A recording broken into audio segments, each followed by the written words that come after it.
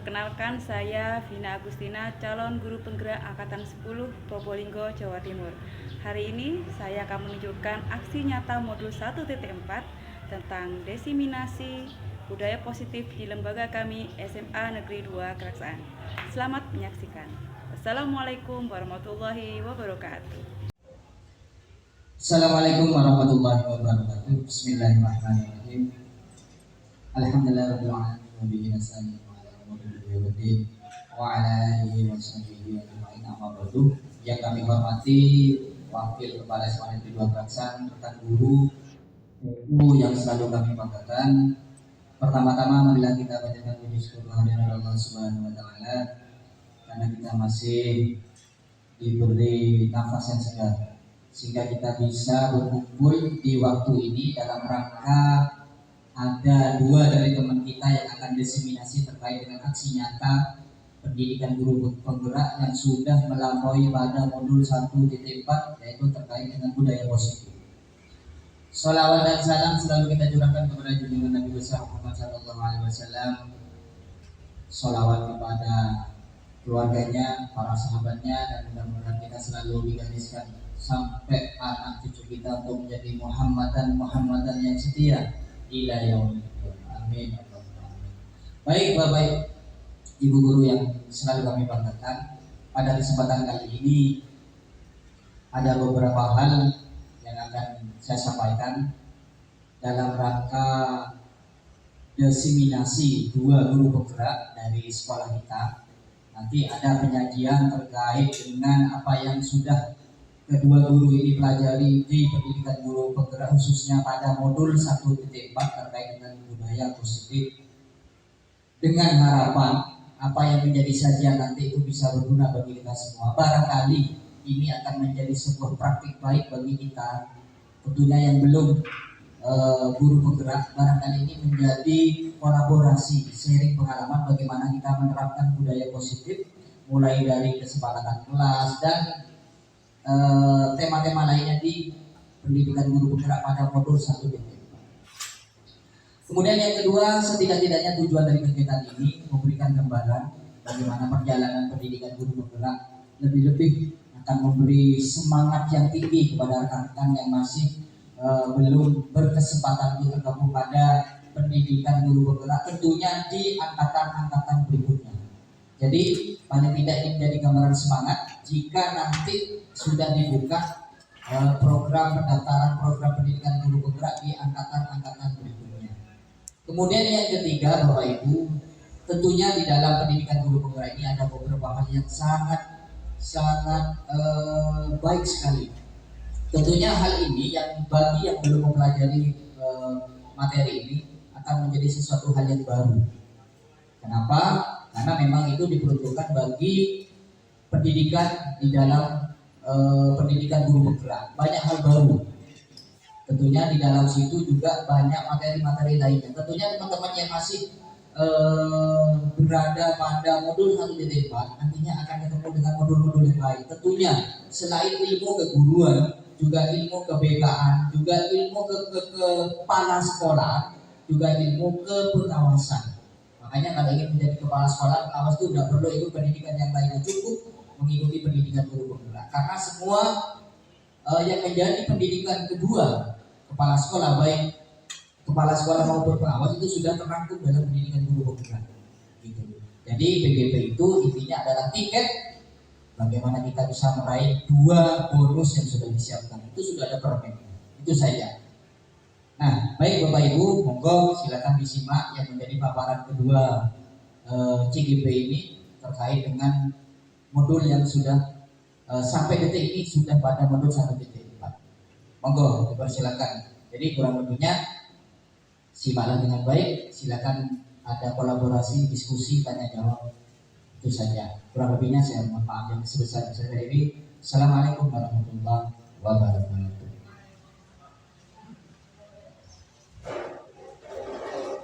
Baik, terima kasih Bapak Jamal atas sambutannya. Saya Wali, mohon izin Bapak Ibu. Assalamualaikum warahmatullahi wabarakatuh.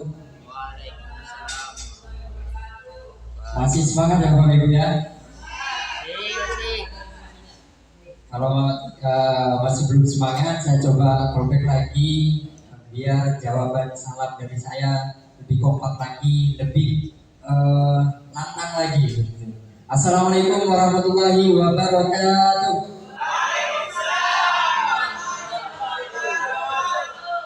Baik, terima kasih Bapak Ibu.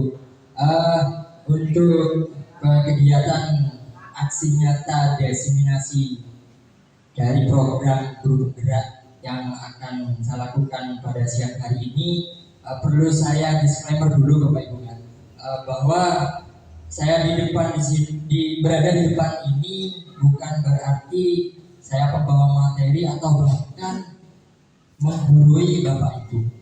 Jadi pada hakikatnya saya di sini hanya ingin menyampaikan atau mengimbaskan apa yang sudah saya pelajari dari setiap modul yang ada di program guru penggerak ini, dan fokusnya di modul 1.4 yaitu tentang budaya positif. Jadi saya mohon nanti tidak ada maksud untuk lebih mengajari atau bahkan menggurui Bapak Ibu. Namun di sini saya harapan saya adalah pengen berdiskusi atau berkolaborasi terkait budaya positif ini agar kita bisa sama-sama menerapkan di lingkungan sekolah kita. Baik. Fokus tujuan dari budaya positif ini, konsep utama ya, dari pemahaman budaya positif ini, yang pertama itu ada disiplin positif dan nilai-nilai bajikan secara universal. Kemudian yang kedua ada teori, motivasi, hukuman, kemudian ada penghargaan dan restitusi. Kemudian yang ketiga ada keyakinan kelas, dilanjutkan nanti kebutuhan dasar manusia dan dunia berkualitas, nanti disampaikan pada sesi berikutnya oleh rekan satu angkatan saya di CGP angkatan 10, yaitu Ibu Vina. Kemudian yang kelima ada 5 posisi kontrol, yang terakhir segitiga restitusi. Baik, sebelum saya mengikuti pendidikan guru penggerak ini, tentunya saya bukan dari pendidikan, artinya saya berasal dari lulusan teknik seperti itu ya Ibu. Jadi pemahaman saya ketika saya berada di dalam kelas, dalam sesi pengajaran itu bukan sedikit ya, bahkan banyak sekali yang saya dapatkan, yang saya temukan gitu ya, wawasan-wawasan baru atau bahkan sebenarnya yang saya pelajari ini sudah saya lakukan di dalam kelas. Namun praktik yang saya lakukan itu setelah saya mempelajari itu masih kurang tepat, atau bahkan ada yang menyeleweng sedikit sebetulnya. Jadi saya sebenarnya sudah melakukan praktik-praktik yang saya pelajari ini di dalam kelas, namun miskonsepsi saya itu masih banyak sekali saya temukan. Nah, alhamdulillah ketika saya mempelajari ini, yang pertama terkait disiplin positif dan nilai-nilai kebajikan universal. Nah, tentunya di dalam menerapkan disiplin positif ini, yang pertama kita akan dihadapkan dengan mindset tentang bagaimana kita menerapkan paradigma perubahan. Kemudian ada teori kontrol, kemudian disiplin positif dan nilai-nilai kebajikannya. Nah, apa sih sebenarnya paradigma perubahan itu? Yaitu pembelajaran dengan paradigma baru yang merupakan pembelajaran yang dirancang berdasarkan prinsip pembelajaran berdiferensiasi. Nah, berdiferensiasi ini sempat saya mempelajarinya ketika saya sendiri yang melakukan pengibasan dari guru penggerak angkatan 9 kita yaitu Ibu Titin. Jadi saya banyak belajar di situ juga, dan akhirnya lebih mengeksplor lagi bagaimana cara menerapkan berdiferensiasi itu, sehingga peserta didik nanti belajarnya sesuai dengan kebutuhannya berdasarkan tahap pengembangan sesuai teori psikologi modern untuk mewujudkan profil pelajar Pancasila. Nah, sampai di sini profil pelajar Pancasila ini saya rasa bagi Bapak Ibu sudah tidak asing lagi ya. Nah, jadi profil pelajar Pancasila ini akan di dalamnya yang berisi beriman, bertakwa kepada Tuhan Yang Maha Esa, kemudian yang berakhlak mulia, kemudian yang kedua berkebinekaan global, bergotong royong, kreatif, bernalar kritis dan mandiri. Nah, teori kontrol yang bagaimana yang sebenarnya menjadi konsep dari disiplin atau budaya positif yang nantinya akan merubah budaya-budaya yang tentunya akan berfokus atau berpihak kepada peserta didik. Karena menurut filosofi dari Ki Hajar Dewantara, Bapak pendidikan kita, bahwa pendidikan yang sebenarnya itu adalah yang berpusat kepada murid sesuai dengan kodratnya, yaitu dengan kodrat alam dan kodrat zaman, gitu. Jadi teorinya berfokus pada bagaimana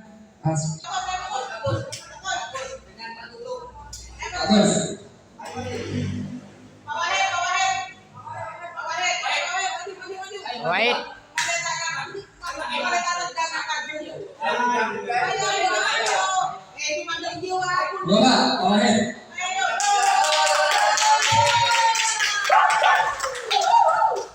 Baik, terima kasih Bapak Ibu.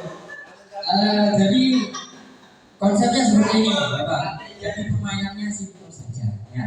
Namun akan sangat bermakna sekali ketika kita akan menerapkan konsep ini secara kontekstual. Ya, jadi permainannya cobalah buka kepalan tangan teman Anda. Jadi Pak Kusnadi mengepal tangannya sendiri. Mengepal tangannya sendiri. Pak Wahid juga mengepal tangannya sendiri. Satu aja. Jadi bagus, satu aja. Satu aja. Satu yang mana? Satu aja. Kanan. Yang kuat. Nah, ilustrasinya di dalam kepalan tangan Pak Kusnadi dan Pak Wahid ini adalah salah satu atau bahkan satu-satunya barang atau apapun konsepnya nanti yang disesuaikan dengan masing-masing Pak Kus atau Pak Wahid yang sangat berharga dalam kehidupannya masing-masing. Jadi dalam kepala ini ibaratnya ada sesuatu ya yang sangat berharga. Nah, prosesnya nanti bisa bergantian antara Pak Kus dan Pak Wahid, atau Pak Kus duluan nanti merayu atau apapun caranya, mau mengancam atau membunuh sekalian terserah. Yang penting kepala tangan dari Pak Wahid bisa terbuka, apapun itu caranya. Apa maksud saya? Entah mau rayu atau mau ditraktir mungkin atau apapun caranya. Ya. Nah, konsepnya pada diri masing-masing diingat lagi bahwa di dalam kepala tangan ini merupakan sesuatu yang sangat berharga. Mau dibuka atau tidak, artinya mau dilepas atau tidak, monggo kebijakannya seperti apa tergantung dari prosesnya, permintaannya seperti apa. Bisa dimulai? Bisa diberhenti Pak? Boleh dimulai dari Pak Kus terlebih dahulu. Pak. Baik, Pak Wahid, saya itu mempunyai teknik baru tentang pijat tradisional mengenai bisa diistilahkan itu siropraktik. Jadi sekarang saya ingin praktik ke Pak Wahid. Yang ingin saya praktikkan terlebih dahulu itu di bagian senadi jari-jari Pak. Apa boleh? Oke, tekniknya begini. Bapak bisa lihat saya dulu terlebih dahulu. Tangannya maju ke depan. Yang kedua, maju dulu ke depan. Oke, ketika teknik ini sudah berlangsung, satu aja. Yang ini aja yang saya butuhkan. Ya, posisi seperti ini kan sudah posisi enggak. Yang pertama itu teknik membunyikan bagian sendi metang narmal. Di sini bisa dibunyikan. Kemudian Lanjut ke sendi Palamisma. Bisa dipraktekkan? Bisa. Iya, apa katanya apa tuh? Saya praktekkan dulu Pak ya.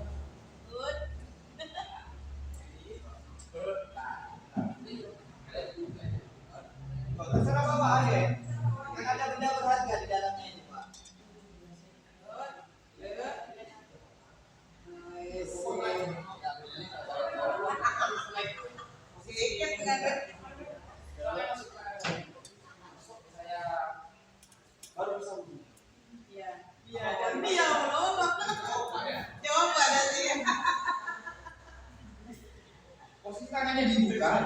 Posisi tangannya dibuka, masuk ke jari-jari. Bisa? Atau begini aja, teknik menyamping. Saya tarik satu yang bagian tengah dulu. Bagian tengah saya tarik, baru saya bunyikan.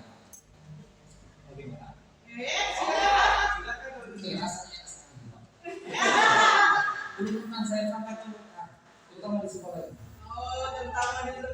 Bisa? Coba tangan saya. Untuk menarik bagian jari-jari. Saya bisa juga untuk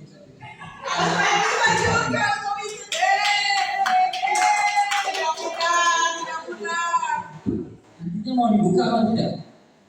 Intinya tidak bisa dibuka karena yang pertama saya tidak merasakan apa yang sakit, jadi tidak perlu ada reaksi pijat memijat. Tapi bawah ini bukan lelaki murahan. Baik, terima kasih. Baik, apa saya coba perhatikan satu kali lagi. Jadi kalau barusan yang merayu atau bagaimana agar terbuka itu bagus, sekarang coba bawahin ya. Boleh ya? Boleh.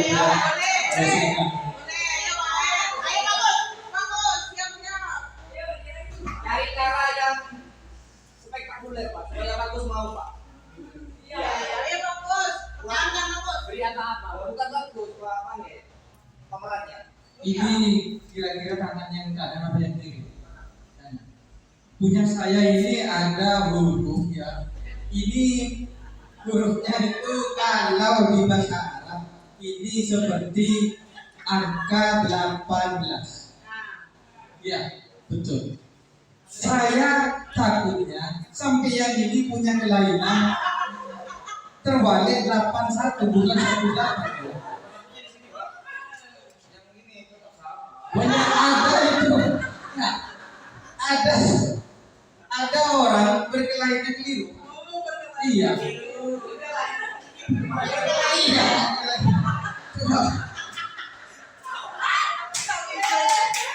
Bisa ya?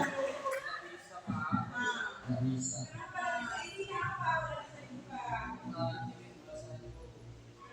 Sesuatu yang paling berharga.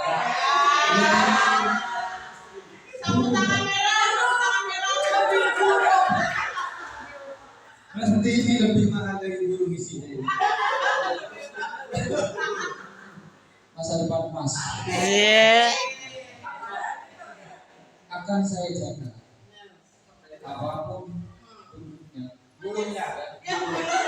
Selama misalnya yang meminta untuk membuka, akan saya buka. Baik, terima kasih. Kasih apa Bapak Ibu? Jadi konsepnya barusan teori kontrol ya. Apa itu sebenarnya? Dari refleksi barusan kita menerapkan simulasi membuka kepala tangan itu. Jadi sebenarnya siapa yang memegang kendali atau kontrol untuk membuka atau tetap menutup kepala tangannya itu? Ada yang bisa Guru. Murid. Oke. Berarti kalau barusan sesama guru berarti guru itu sendiri ya. Kalau sesama murid nanti murid itu sendiri. Jadi pada intinya teori kontrol ini yang memegang kendali atau yang akan memberikan respon nanti itu adalah diri kita sendiri, seperti itu. Karena teori kontrol ini kadang bagi kita sebagai seorang pendidik, ya, itu terdapat beberapa miskonsepsi seperti yang dipaparkan oleh Dr. William Glaser ini terkait ilusi bahwa kita sebagai guru adalah sebagai untuk mengontrol murid. Ya. Pada dasarnya kita tidak dapat memaksa murid untuk berbuat sesuatu jikalau murid tersebut memilih untuk tidak melakukannya. Jadi apa pada akhirnya kalau kita tetap memaksa, murid akan merasa tidak nyaman karena tidak sesuai dengan keinginannya. Seperti itu. Kalaupun nantinya murid membuka kepala tangannya atau seperti yang diperagakan tadi, itu mungkin ada dasar karena seorang murid sudah terbiasa untuk melakukan hal yang apa diperintahkan oleh Bapak Ibu guru. Kemudian ilusi yang kedua, bahwa semua penguatan positif, ya, atau bujukan adalah bentuk-bentuk kontrol dari diri seseorang. Jadi ilusi penguatan positif ini akan seolah-olah merayu atau membujuk gitu ya. Yang pada kenyataannya nanti kalau bujukan itu value-nya atau hasilnya gitu ya, tidak akan bertahan lama. Ya karena mungkin pada waktu itu saja, kok nanti dia sadar akan bujukannya mungkin akan kembali lagi kepada orientasi yang pertama. Kemudian ilusi yang ketiga, ilusi bahwa kritik membuat orang merasa bersalah dan menguatkan karakter. Jadi kita seolah-olah memojokkan murid, ya, menggunakan kritik agar si murid itu merasa bersalah, ya, dengan tujuan mengontrol murid sehingga murid itu merasa dirinya gagal, ya, atau merasa dirinya memang benar-benar istilahnya frustasi dengan apa yang dilakukan. Gitu. Kemudian yang terakhir ada ilusi bahwa orang dewasa memiliki hak untuk memaksa. Nah, biasanya kalau ada adik kakak itu seolah-olah di ranahnya si kakak bebas mau ngapain ke adik-adiknya. Gitu. Jadi seolah-olah kita banyak orang dewasa yang percaya bahwa mereka memiliki tanggung jawab untuk membuat murid-murid berbuat hal-hal tertentu. Padahal setelah saya mempelajari hal yang tersebut kita ilusikan, ya, itu ternyata bukan salah, tapi ada benarnya juga. Contohnya tadi sama-sama tidak mau membuka kepala tangannya, ya, karena memang mungkin dari kedua-duanya istilahnya tidak merasa butuh, ya. Kayak Pak Kus tadi menyarankan untuk pijat refleksi, padahal Wahid tidak butuh. Ya jelas Pak Wahid tidak bakalan membuka, ya. Tapi kalau seandainya kok kebetulan atau memang merasa pada waktu itu pada suatu kondisi Pak Wahid itu rela atau mau memberikan barang berharganya, ya, barang berharga kan nggak mesti identik sama barang gitu ya, atau wujud benda gitu, kayak ilmu juga begitu kan juga bisa menjadi hal yang berharga kan seperti itu. Ya kebetulan saja tidak ada yang akan membuka kepala tangannya, gitu. Lanjut, bagaimana teori kontrol ini bisa merubah dari paradigma stimulus tadi yang ilusi-ilusi itu ke respon kepada pendekatan teori kontrol yang dipaparkan oleh Stephen Richards ini. Dia mengatakan bila kita ingin membuat kemajuan perlahan, sedikit-sedikit ubahlah sikap atau perilaku Anda. Namun bila kita ingin memperbaiki cara-cara utama kita, maka kita perlu mengubah kerangka acuan kita. Ubahlah bagaimana Anda melihat dunia, bagaimana Anda berpikir tentang manusia, atau ubahlah paradigma Anda sesuai dengan skema pemahaman dan penjelasan aspek-aspek tertentu tentang realitas, tentang kenyataan yang sebenarnya seperti itu. Seperti apa perbedaannya nanti ketika kita menggunakan sebuah ilusi seperti yang tadi, stimulus respon itu realitasnya kebutuhan kita sama, seolah-olah kalau saya butuh berarti mereka juga butuh dan mau membuka kepala tangannya itu tadi, karena tidak sama-sama butuh berarti tidak akan terbuka. Nah, kalau teori kontrol, realitas kebutuhannya kita itu berbeda. Gitu. Kemudian yang kedua, semua orang melihat hal yang sama. Kalau teori kontrolnya, setiap orang memiliki gambaran yang berbeda. Yang ketiga, kita mencoba mengubah orang agar berpandangan yang sama dengan kita. Jadi ada ilusi yang memaksa itu seperti tadi. Padahal kalau kita menerapkan teori kontrol, kita berusaha memahami pandangan orang lain tentang kompleksitas suatu kondisi yang ada di dunia ini. Yang keempat, perilaku buruk dilihat sebagai suatu kesalahan. Nah itu ya. Jadi paradigma yang sebelumnya itu bahwa kalau kita melakukan kesalahan pasti itu sudah hal yang buruk. Padahal mungkin ada istilah seperti saya berbohong demi kebaikan. Nah seperti itu kadang-kadang ya, seperti itu. Bahwa padahal di teori kontrol semua perilaku itu baik. Perilaku itu yang menurut kita buruk atau baik itu semuanya pasti memiliki tujuan. Kemudian orang lain bisa mengontrol saya. Ya, seolah-olah kita kalau sudah terpaksa, kita sudah terkontrol oleh orang lain. Padahal kalau di teori kontrol hanya Anda yang bisa mengontrol diri Anda. Jadi hanya diri kita. Kita mau melakukan apapun, mau bertindak apapun, atau kita mau melaksanakan apapun itu semuanya ya dari diri kita, dari intrinsik itu sendiri, dari motivasi dari kita itu sendiri. Kemudian yang selanjutnya, saya bisa mengontrol orang lain. Nah ini soal kayak tadi ilusi bahwa seseorang yang sudah dewasa akan menerapkan kontrolnya kepada orang yang lain. Padahal di teori kontrol itu Anda tidak bisa mengontrol orang lain. Kalau mempengaruhi mungkin ya, gitu. Kalau mengontrol bisa jadi tidak sepenuhnya. Kemudian pemaksaan ada pada saat bujukan gagal. Nah, kalau sudah mempengaruhi atau melakukan tipu daya yang belum berhasil, ujung-ujungnya nanti pemaksaan. Padahal yang sebenarnya kalau kita terapkan teori kontrol, kolaborasi dan konsensus menciptakan pilihan-pilihan baru. Jadi akan ada timbul ide-ide baru.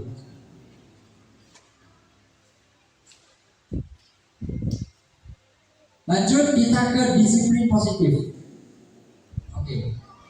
Disiplin positif di sini mempelajari bagaimana cara kita mengontrol diri kita itu sendiri. Ya. Karena memunculkan motivasi intrinsik itu bahwa kita melakukan sesuatu apa-apa itu timbul dari diri kita sendiri. Ya, bagaimana menguasai diri untuk memilih tindakan yang mengacu pada nilai-nilai kebajikan yang kita hargai. Nilai-nilai kebajikan yang seperti apa? Nanti akan dijelaskan.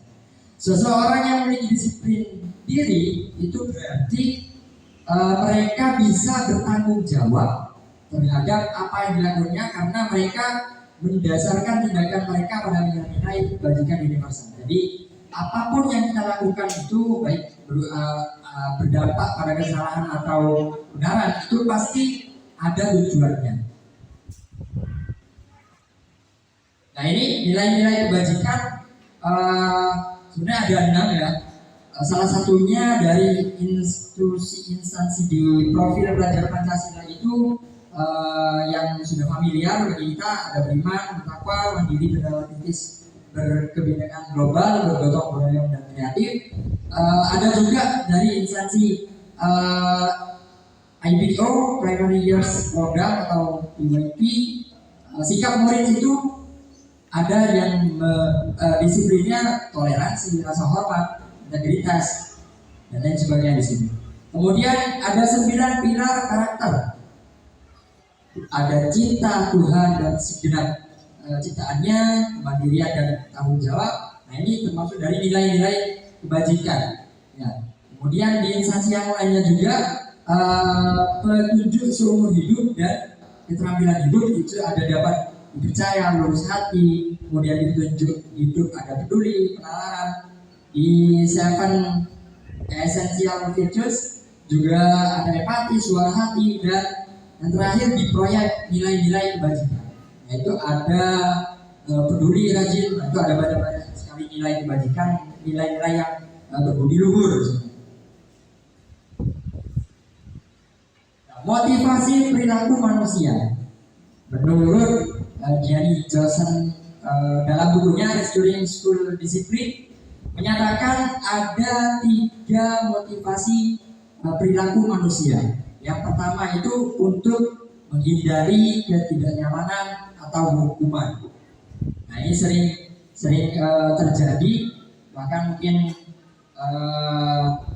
sering dilakukan pada diri kita untuk menghindari ketidaknyamanan. Jadi melakukan sesuatu berdasarkan motivasi yang timbul karena ada rasa tidak nyaman. Nah itu kita lakukan.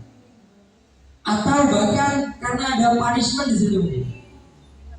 Ya, jadi kita melakukan sesuatu tidak berdasarkan pada diri kita masih sendiri. Kemudian yang kedua, untuk mendapatkan imbalan. Jadi ada iming-iming atau ada hal-hal tertentu saja kita melakukan dengan harapan kita mendapat timbal balik gitu, atau berupa penghargaan dari orang lain.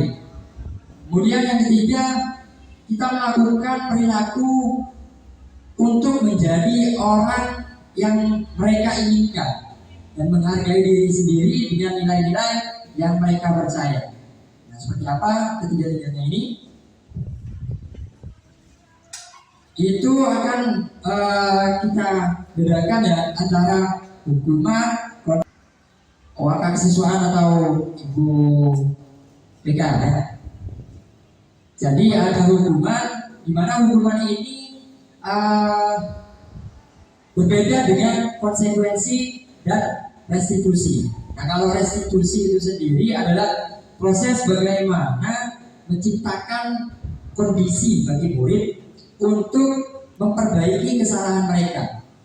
Nah, sehingga murid bisa kembali pada kelompok mereka dengan karakter yang lebih kuat.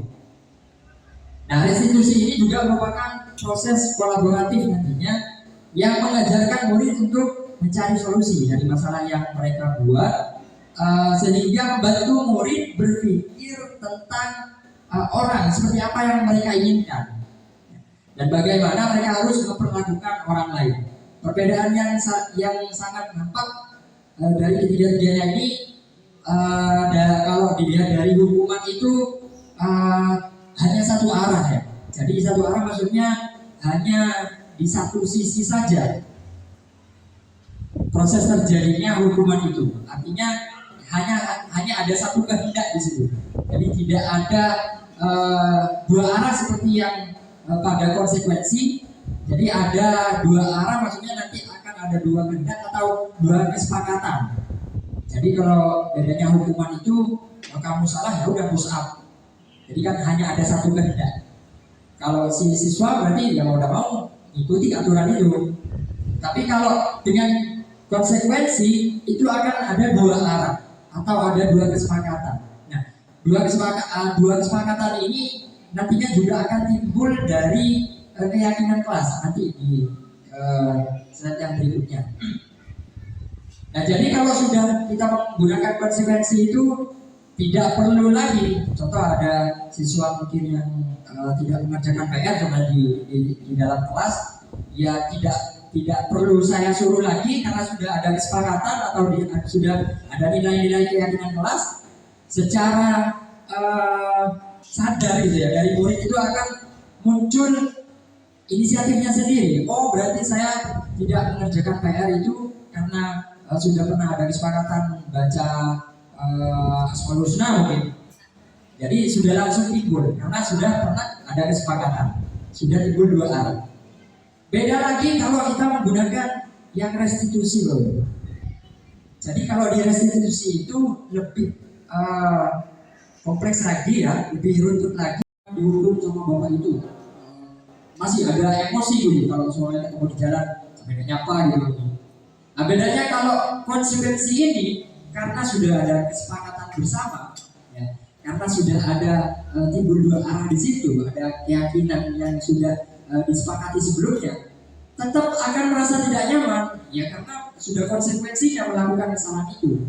Namun bedanya dampak negatifnya itu tidak akan berpanjangan. Salahnya juga dengan restitusi. Cuma plusnya kalau menggunakan restitusi itu murid mendapat penguatan. Penguatan yang seperti apa? Akan muncul kesadaran-kesadaran dalam dirinya yang memotivasi dirinya sendiri untuk mengetahui ya dari segi sebab dan akibatnya gitu ya. Jadi kalau saya melakukan ini, oh ya kalau saya melakukan ini nanti akan seperti ini, dampaknya akan seperti ini. Nah, akan mendapatkan penguatan-penguatan sendiri yang timbul. Kemudian yang ketiga, sistem tidak berjalan jika murid tidak takut. Nah ini parah yang sudah. Jadi kalau sudah ada hukuman, terus muridnya tidak mau melakukan hukuman itu, tidak bisa kebayang ya. Malah balik melawan gitu. Kemudian kalau yang konsekuensi dari kita sebagai seorang pendidik hanya perlu memonitoring ya, secara berkelanjutan agar menstimulus siswa itu sejauh mana perkembangannya. Sama halnya dengan murid yang kita terapkan menggunakan restitusi, bahwa murid akan belajar bertanggung jawab pada akhirnya. Selanjutnya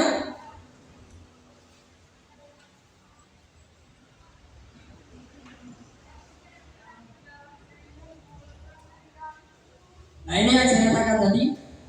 Jadi sebenarnya kita akan membuat sebuah keyakinan yang sebenarnya gitu ya.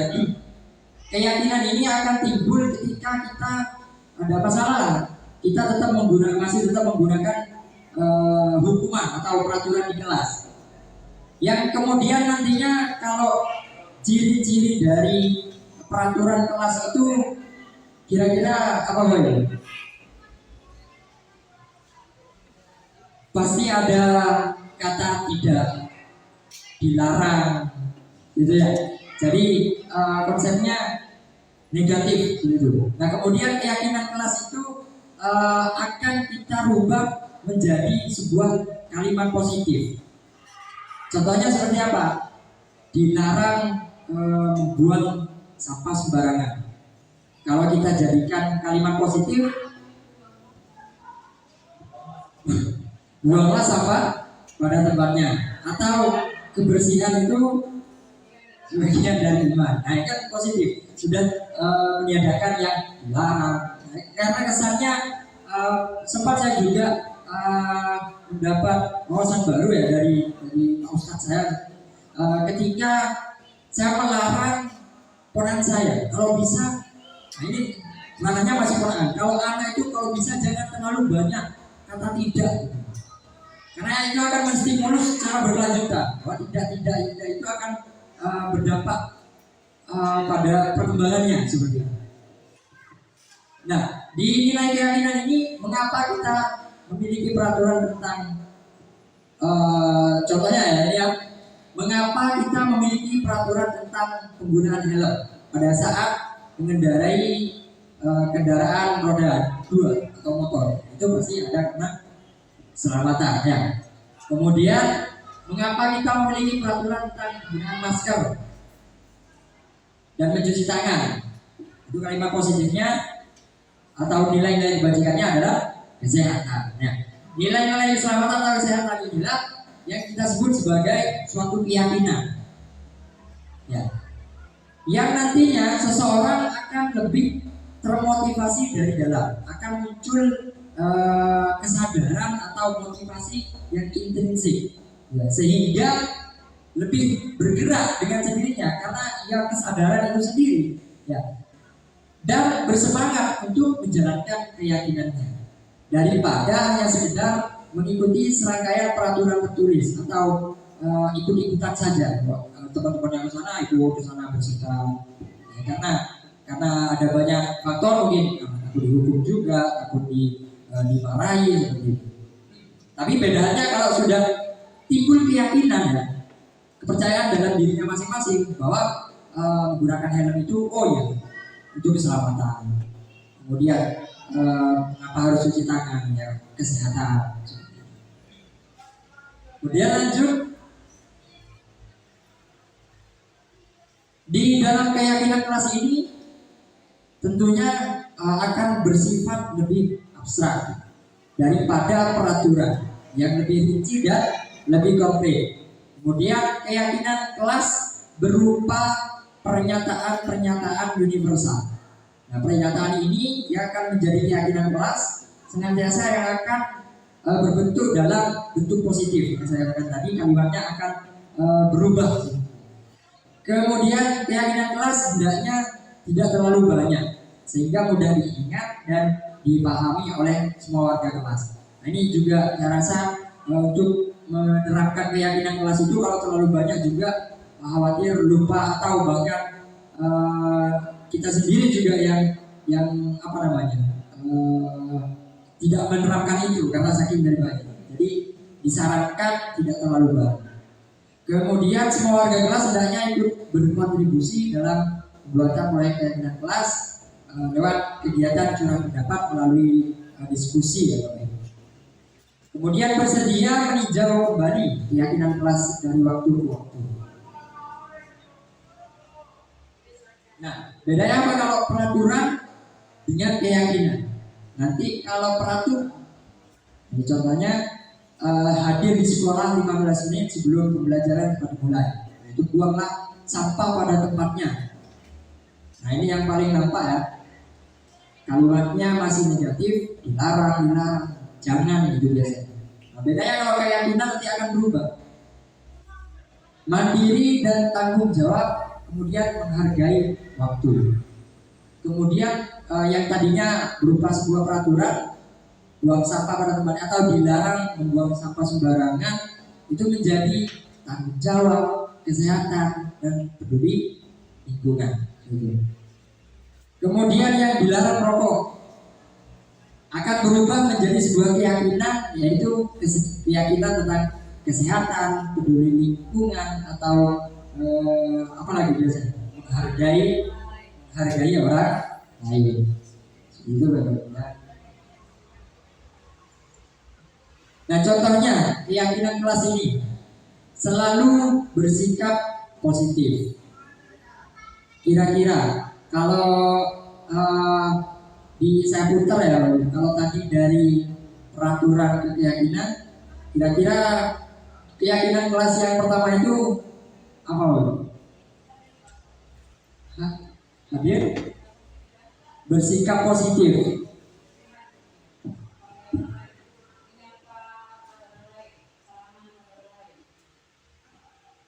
Menyapa, salam senyum, salam sapa itu juga bisa, ya.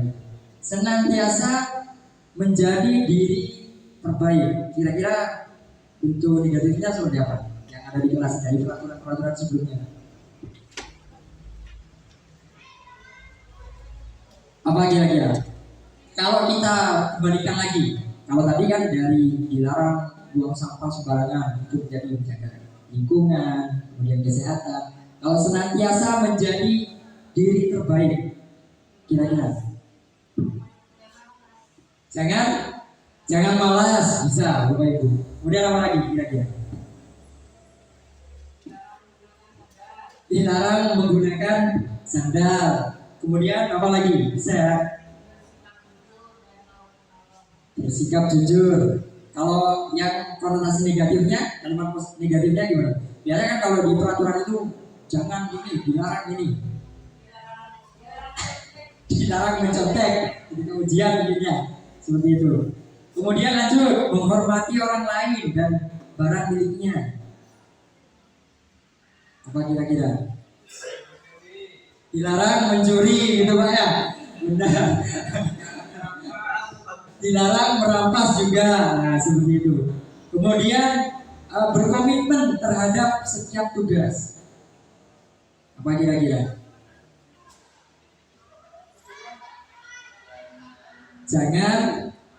Jangan malas. Ya bisa, karena jangan malas nanti tugas-tugasnya tepat waktu gitu Pak ya. Kemudian apa lagi? Satu lagi. Jangan terlambat masuk kelas. Benar, jadi berkomitmen untuk menghargai waktu seperti itu. Ya. Kemudian yang terakhir, setiap anggota kelas perlu merasa aman. Jangan mengganggu teman sebangku kalau sebelah bangkunya.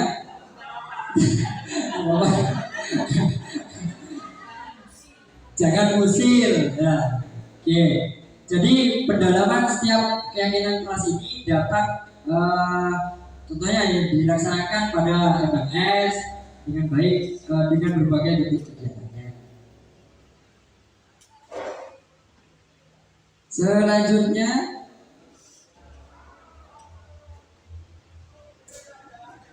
nah di dalam menerapkan keyakinan ini, salah satu cara untuk membuat perspektif gitu ya, atau perbandingan gitu ya,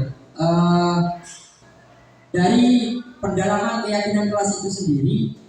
Jadi kalau kita menggunakan keyakinan kelas nilai-nilai kebajikan universal hormat, nah itu yang tampak akan membuat siswa atau murid menyapa guru dan temannya dari kata nilai-nilai keyakinan, nilai-nilai kebajikan universal dari kata hormat.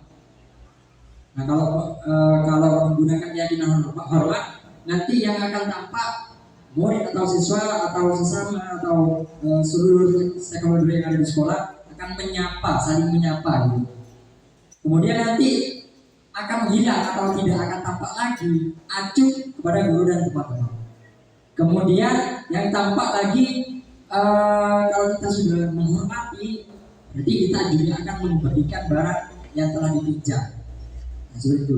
Yang tidak tampak nanti akan meletakkan barang yang telah dipinjam atau hilang nanti, kalau sudah tidak tampak hormatnya. Kemudian dalam pendalaman menggunakan perspektif tabel Y, ya. Jadi yang di atas, sisi yang di atas itu terdengar seperti apa.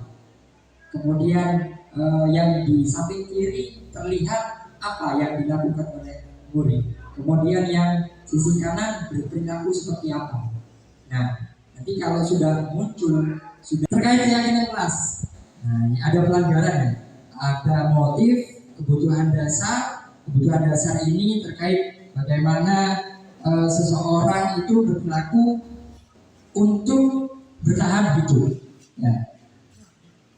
Seperti apa kira-kira contohnya yang bertahan hidup? Ya makan, minum, mandi, ya. Berkebutuhan hidup secara familiarnya gitu ya. Jadi bertahan hidup. Kemudian kebutuhan dari seorang murid itu akan butuh yang namanya kasih sayang dan diterima, ya, merasa dihargai. Kemudian kebutuhannya juga butuh kesenangan. Nah, pada hakikatnya meskipun kita sudah berada di jenjang SMA, siswa itu sebenarnya masih butuh main-main, gitu, ya. Jadi dari main-main itu akhirnya juga muncul kebutuhan dasar kebebasan. Nah ini kebebasan dalam konteks juga ada rulesnya, ada batasan-batasan. Kemudian kebutuhan dasar penguasaan.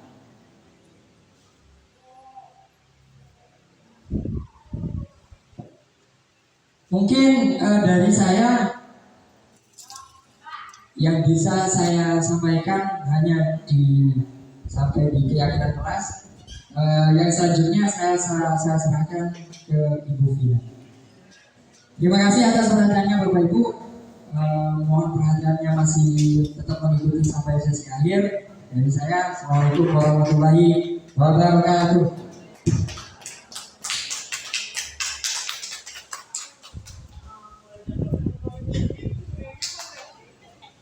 Baik, Bapak Ibu Guru, bismillahirrahmanirrahim.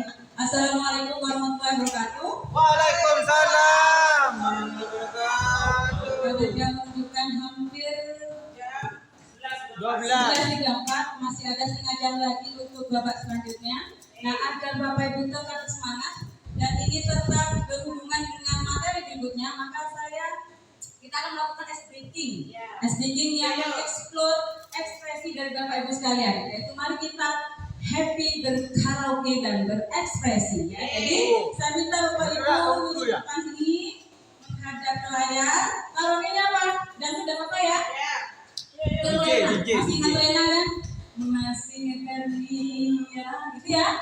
Jadi nanti seperti di TikTok.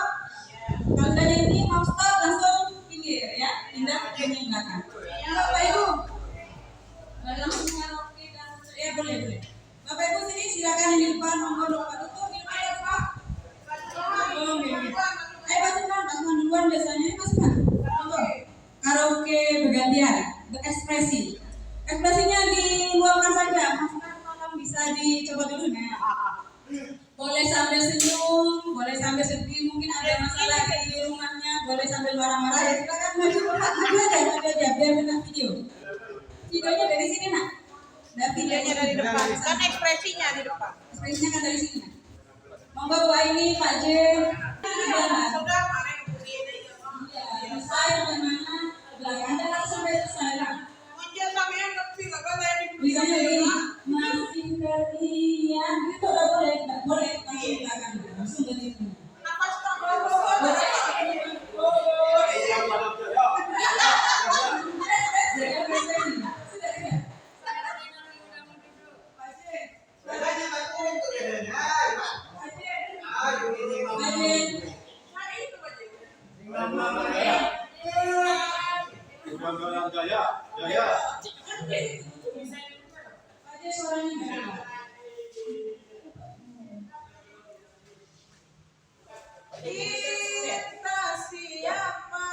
Kita bojone uang. Kita bojone dewe. Bawa. Iya, saya pakai sekarang bisa semua.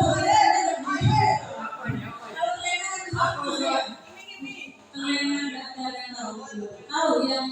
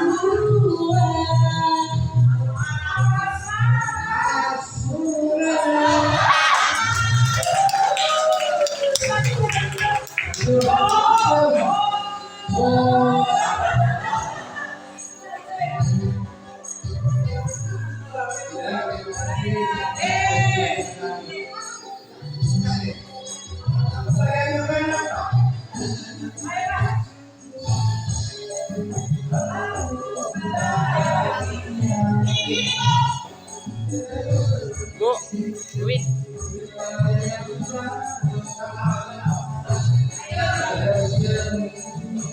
Lagi di sini. Kenapa? Di sini. Jangan pulang dulu. Jangan. Enggak.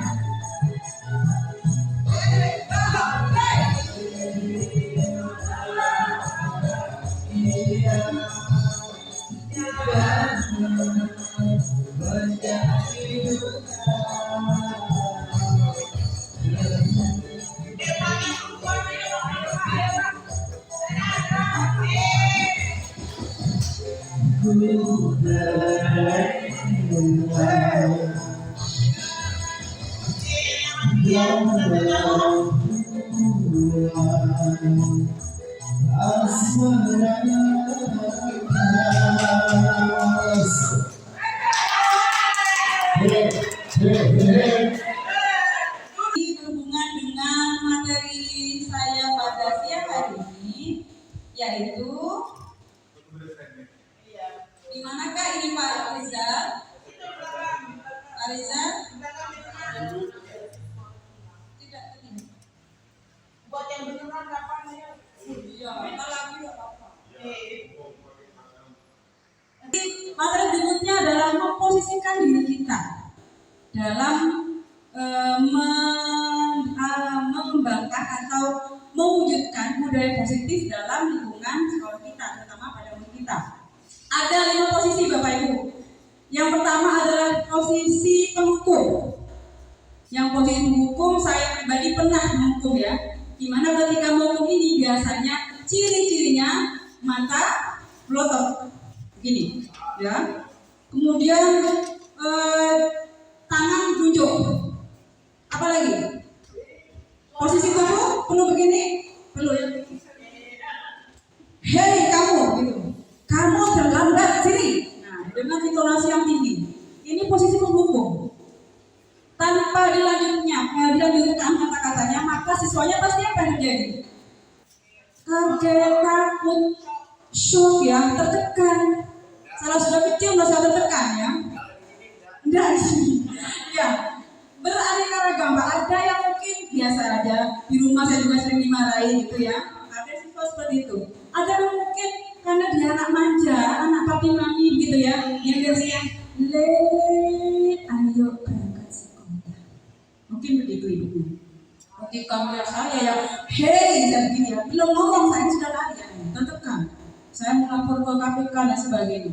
Ya, akan dilaporkan karena merasa disakiti, dibully, tertekan. Akhirnya pindah semuanya nanti dari sekolah SMA 2. Itu yang sudah ada Pak. Itu yang pertama.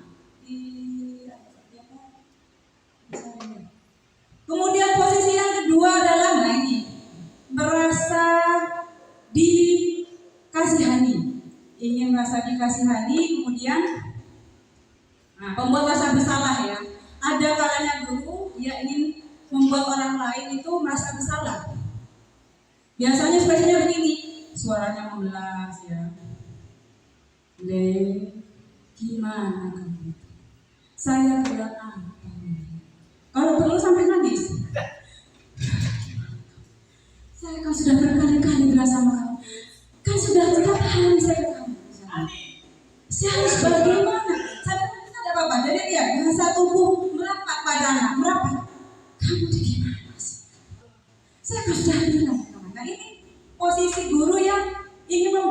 merasa bersalah.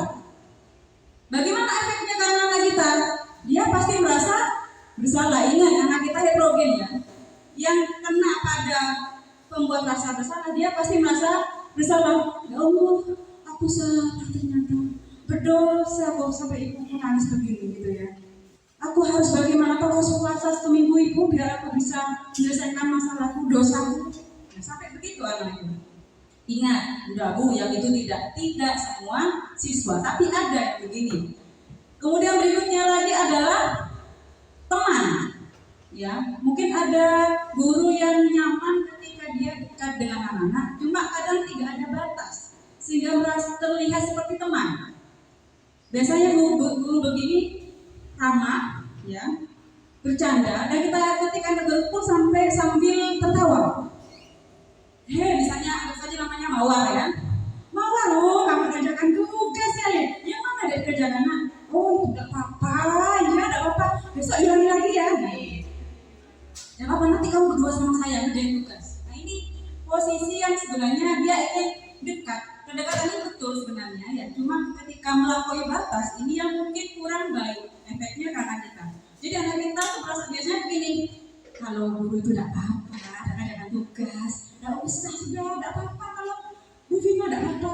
Nah ini, ya ini efeknya tidak baik. Tapi ada juga loh anaknya yang merasa nyaman dan begini, ada juga. Cuma kita akan bidik yang heterogen tadi ya. 3 teman yang selanjutnya. Saya lupa kalau laptopnya di depan ya. Tidak bisa muter. Selanjutnya adalah, nah ini pemantau. Ini pemantau ini masih bernilai positif. Dimana ketika memantau maka biasanya guru itu tahu aturan yang ada di sekolah. Selain tahu paham, ingat. Tahu paham ingat. Karena ada kalanya di mana ada suara datar bahasa tutur formal. Tidak ketawa, tidak bercanda, berwibawa gitu ya. Misalnya namanya Davin. Davin, sini nak. Biasa aja. Tidak usah sambil cengisan. Davin, sini lah nak. Beda ya. Sini lah nak, itu beda. Davin, sini. Tanpa melotot juga. Davin, sini. Beda lagi. Itu tadi penghukum ya. Nah, ketika ini posisi sebagai mantau, kita panggil anaknya jam berapa ini? Jam 7 dipilih Bu. Aturannya bagaimana? Saya terlambat Bu, misalnya. Ini bisa, percakapan misal saja. Nah, berarti tidak konsekuensinya bagaimana kalau terlambat? Saya akan mengerjakan tugas yang keterlambatan tadi itu di kelas. Saya siap kerjakan ulang. Tambah jam juga ada apa-apa. Nah, ini berarti sudah ada konsekuensi yang dia ketahui. Yang sudah disepakati katanya Pak Rizal tadi antara guru dan siswa. Jadi ketika dipanggil dia sudah tahu. Pemantau inilah yang bertugas, yang seharusnya kita juga lakukan. Bukan hanya saya misalnya, bukan hanya Bu Widya, bukan hanya Pak Rizal semisal yang mengontrol atau yang memantau hanya Bu Widya, maka anak yang terlihat Bu Widya saja yang pasti bajunya rapi. Anak yang terlihat dengan Bu Widya saja yang mungkin dia akan menghormati. Kenapa? Yang mantau cuma Bu Widya.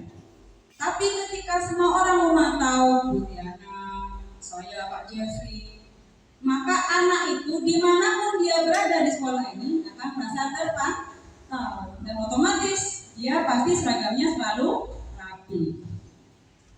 Semisal ketika waktunya Bu Aini masuk ke kelas, yang boleh masuk kelas silakan sesuai kesepakatan, yang bajunya rapi, yang rambutnya rapi, yang makeupnya tidak menor. Karena ini bukan mau karaoke, saya begitu Pak ini. Nah, ketika waktunya saya suruh masuk semua anak-anak. Mau di luar bajunya seragamnya, mau rambutnya panjang separuh, mau lipstiknya menor atau tidak, mau pakai maskara atau tidak, saya suruh masuk semua. Apa yang terjadi? Maka peraturan atau konsekuensi atau keyakinan yang mungkin sudah dibuat dalam satu sekolah tidak akan berjalan. Jadi Bapak Ibu mari ya untuk menerapkan budaya positif ini bukan hanya pada Pak Rizal tadi yang sudah berbicara di depan, bukan pada saya yang memang calon guru gerak ya, tapi Bapak Ibu sekalian semua, karena sekolah ini adalah rumah kita. Kami di sini mengajak sebagai agen perubahan, bukan menggurui, bukan Bapak Ibu, karena kita sama-sama belajar di sini. Nah, posisi kontrol pemantau sudah ya. Jadi semua guru selayaknya memang sebisa mungkin untuk memantau. Ketika menurut Pak Jeffrey, Davin, anggap saja Mawar ya, Mawar tidak boleh merokok, maka Pak Wahid pun juga memiliki pemahaman yang sama. Ya, Mawar tidak boleh merokok dimanapun, apalagi di lingkungan sekolah. Berikutnya adalah manajer. Nah, nada suaranya tulus. Tulus bukan berarti nyanyi tulus ya. Tulus gak padaku, tidak ada seperti itu. Jadi suaranya tulus, bahasa tubuh tidak kaku. Kalau tegang gitu sampai melotot malah terhukum nanti ya. Mendekat kepada murid, jadi tadi bedanya dia merasa tulus. Siapa yang merasakan? Ya guru itu sendiri. Saya tidak bisa mendeteksi, Bapak Ibu juga nanti saya bisa adalah guru itu sendiri. Bagaimana dia mengekspresikan diri, tadi kan sudah berekspresi ya, agar bisa tulus untuk mengontrol diri, memposisikan anak agar bisa melakukan budaya positif. Adi, apakah kamu mengetahui jam berapa sekolah dimulai? Adi menjawab, tahu Pak, jam 7. Guru, iya, jadi kamu terlambat. Kira-kira bagaimana kamu akan perbaiki masalah ini? Jadi tidak berhenti hanya ya kamu salah sekarang kamu dihukum, ayo di tengah lapangan, tidak ya? Iya, kamu memang terlambat. Kira-kira bagaimana kamu bisa menyelesaikan masalah kamu terlambat? Karena kalau terlambat pasti ketinggalan informasi. Tugas mungkin di kelas sudah melampaui ya. Sehingga guru mengingatkan apa yang bisa kamu lakukan untuk memperbaiki masalah tadi. Belajar bertanggung jawab untuk menyelesaikan masalah yang dia lakukan. Adi, saya bisa tanya teman Pak untuk mengerjakan tugas yang tertinggal.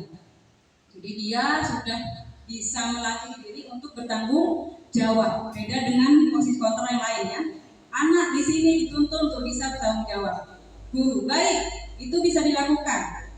Lalu apakah besok ada masalah agar kamu tidak terlambat ke sekolah? Apakah ada masalah besok? Intinya, poinnya adalah gimana sekiranya besok kamu tidak terlambat. Intinya di situ. Adi menjawab, tidak Pak, saya bisa di tepat waktu. Baik, kalau guru yang mungkin lebih kreatif lagi, coba kasih tahu saya bagaimana cara kamu tidak terlambat besok. Misalnya alarm Pak. Selain alarm, misalnya ibu, Pak, selain ibu, bapak, Pak, intinya rombongan lah ya, sekiranya dia bisa bangun lebih pagi. Itu agar lebih kreatif ya. Itu yang posisi manajer. Kemudian, oh iya, terima kasih sudah dibantu. Nah ini dia, oh tidak terlihat ya. Segitiga restitusi, pikirannya kita fokus ke segitiga restitusi. Bukan segitiga Bogasarian karena kita besok memasak. Ada kenapa kok segitiga? Ada 3 sisi. Di mana restitusi itu pendekatan sebenarnya, pendekatan bagaimana mewujudkan anak yang mau mengakui kesalahannya dan mau bertanggung jawab untuk menyelesaikannya sehingga dia tidak mengulangi lagi. Ya. Jadi ini pendekatan. Bukan, sekali lagi, bukan kitab suci yang harus diikuti, yang tidak dilakukan jadi dosa, tidak ya. Ini adalah salah satu yang bisa kita coba untuk melakukan pendekatan ke beberapa anak. Lanjut Pak. Nah, kita Pak lagi contoh, lagi. Nah, posisi yang pertama paling bawah ya, saya bacakan, paling tidak terlihat. Adalah menstabilkan identitas tanpa kita sadari. Mungkin kita juga pernah merasakan ketika kita bersalah, hati ini apa yang terjadi biasanya? Deg-degnya, aduh, aku salah, itu ya. Dan ini tidak menutup kemungkinan anak-anak juga begitu. Tidak usah dipanggil. Kadang dia sudah tahu salah, dia sudah merasa dipanggil, tertekan, rasa tidak nyaman dan lain sebagainya. Tugas kita adalah menstabilkan anak ini. Bagaimana dia bisa rileks, ya, bisa rileks, kemudian bisa mengakui kesalahannya, itu yang paling penting. Misalnya adalah ya tadi mana nak? Oh sudah jam berapa ini misalnya ya? Jam 7.05 Pak, iya. Terus gimana nih? Biasanya bagaimana? Saya terlambat Pak berarti Pak. Iya, kenapa kok terlambat? Gak apa-apa, kan orang salah itu biasa. Cuma bagaimana cara kamu untuk menyelesaikan masalah ini? Nah ini kembali lagi. Biar anak ini tidak tertekan, bagaimana caranya kita menstabilkan emosi dia, emosi jiwa. Mungkin juga dia dendam ke kita mungkin, karena biasa kita tunjuk, ya hidup begini sudah Bu Vina begini. Nah ini dia punya dendam nggak saya? Tuh, awas dia itu marah gitu ya. Cuma karena saya sudah menggunakan pendapat. Nah itu penyebabnya kenapa? Ada halangan di jalan, ketemu apa di luar sana? Apakah ada ban kempes atau gimana? Jujur aja, tidak apa-apa. Orang terlambat itu kan biasa. Yang penting bagaimana dia terlambat itu tidak terulangi. Nah, gimana caranya? Kreativitas guru biar anak itu slow ya, menstabilkan diri dia slow dan mau mengakui kesalahannya. Itu posisi pertama. Yang kedua adalah kita harus membuat validasi tindakan kesalahan yang dia perbuat. Setelah dia ngaku, ajak dia untuk mengungkapkan apa sih alasannya. Karena itu tadi yang disampaikan ya, aja dia harus makan dulu karena lapar. Dia terlambat, bisa jadi. Kalau dia punya makan, tidak boleh ya, tidak makan duluan. Karena sandang itu baju ya, pakaian mungkin pakaian masih basah. Dia tidak nyaman jika menggunakan seragam yang lain. Mungkin tadi malam hujan, maka dia mungkin masih nyetrika sehingga dia membuat durasi lebih panjang untuk datang ke sekolah. Ini yang perlu kita tahu dari anak ini. Sehingga dianggap bahwa ketika anak tidak mengakui kesalahannya atau kita tidak membuat dia berkarakter yang baik, mungkin ada kebutuhan dasar dia yang tidak terpenuhi dan kita tidak mau tahu.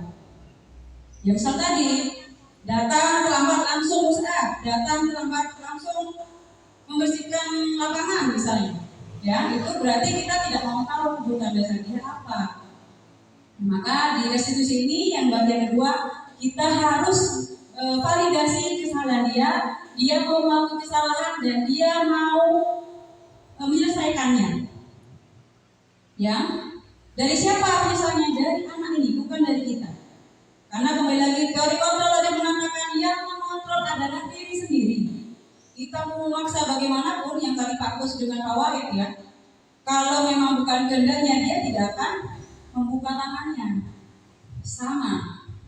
Di restitusi ini bagaimana kita bisa membuat anak kita ini mengakui kesalahannya dan menyelesaikan permasalahannya. Yang terakhir adalah memperdalam keyakinan dia, memperkuat keyakinan dia. Ketika dia mengungkapkan misalnya, ya Bu saya salah. Kemudian gimana kalau sudah salah untuk memperbaiki kesalahannya bagaimana?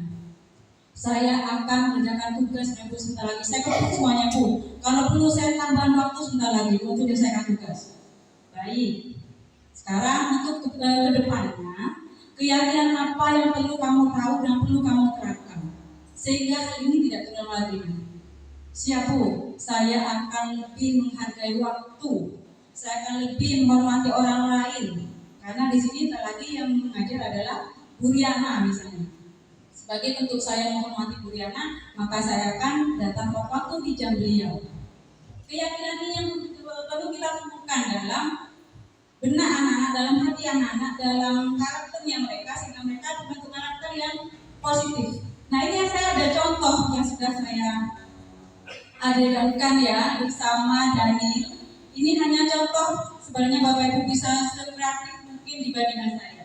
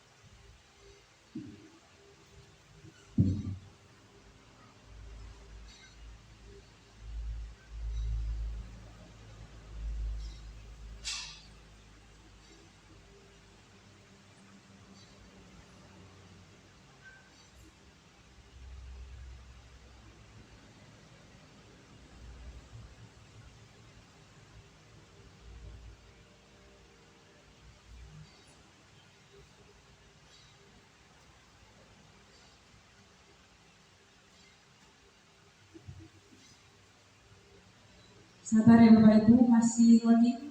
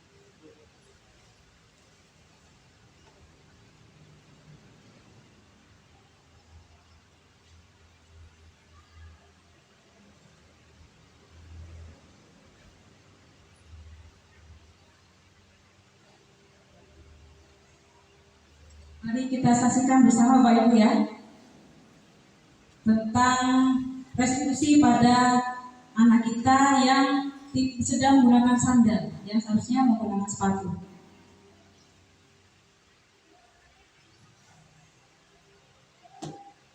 Lanjut Pak, di slide berikutnya. Ya.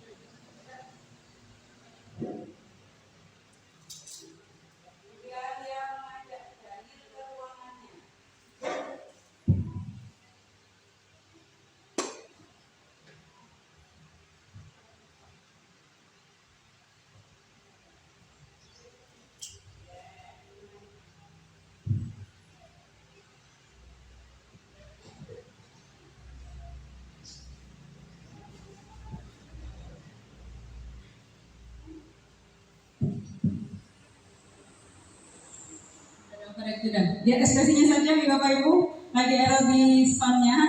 Jadi sesi 1 ini saya bertanya dalam rangka menstabilkan identitas. Tadi Damir lari nak ya, begitu.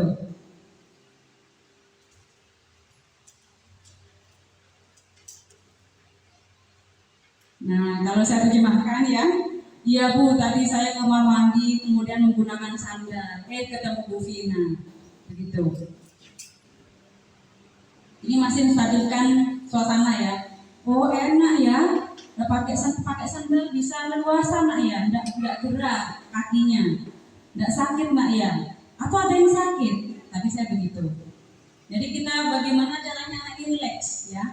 Kemudian, iya Bu, dia sambil malu-malu ya. Tadi saya dari kamar mandi sebenarnya, kemudian lupa tidak memakai sepatu.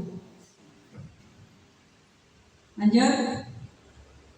Oh begitu. Ya Daniel boleh. Tapi ini kan sekolah nak, bukan di rumah. Maka kalau setelah dari kamar mandi langsung menggunakan sepatu. Nah itu yang saya katakan Daniel. Kemudian Iya Bu, maaf Bu, tadi saya tidak langsung mengganti sandal saya menggunakan sepatu. Saya janji Bu tidak akan mengulangi lagi. Kemudian saya nanya keyakinan. Nah Daniel, dari yang sudah kamu lakukan, apa yang bisa kamu yakini agar peristiwa ini tidak terulang lagi? Nah, Daniel mengungkapkan, siap Bu, saya yakin bahwa jika di sekolah saya harus menghormati dan menghargai orang lain, yaitu menggunakan sepatu agar sama dengan murid lainnya. Jadi dia menggunakan keyakinan saya harus menghargai orang lain, gitu ya. Baik Daniel, maka kedepannya kamu harus mengikuti keyakinan ini dan tidak mengulangi masalah yang sudah terjadi. Silakan Daniel bisa kembali ke kelas. Nah, apakah ada marah-marah di sana? Apakah ada marah-marah Bapak Ibu? Tidak ada ya. Di sana apakah ada rasa tanggung jawab pada anak ini? Terlihat saat apa? Anak ini terlihat bertanggung jawab saat bagaimana tadi? Menghadiri panggilan dulu, kemudian apa lagi? Nah, tidak diulangi lagi, kemudian dia mau menyelesaikan masalahnya, yaitu apa tadi? Mengulang, siap menggunakan sepatunya, begitu ya tadi ya. Siap akan menghargai orang lain. Itu sesuai dengan keyakinan yang sudah dibentuk di kelas ya, yang harapannya akan mendukung visi-misi sekolah. Nah, Bapak Ibu sekalian, sekali lagi kami di sini hanya agen perubahan yang ingin memulai perubahan dari diri sendiri dulu. Jadi kami ingin mulai perubahan dan kami mengibarkan pada teman-teman, mari kita bisa mewujudkan budaya positif ini bersama-sama. Jadi bukan hanya kami, bisa dibantu dengan Bapak Ibu sekalian. Dengan harapan semoga anak kita bisa memiliki karakter yang positif, ya, bisa mewujudkan apa yang menjadi cita-cita dari profil pelajar Pancasila, sehingga juga akan mendukung budaya positif ini akan mendukung kemajuan dari sekolah kita dengan bertambahnya siswa-siswi SMA N2 Kertaan pada tahun pelajaran 2024-2025. Amin Allahumma amin. Mohon maaf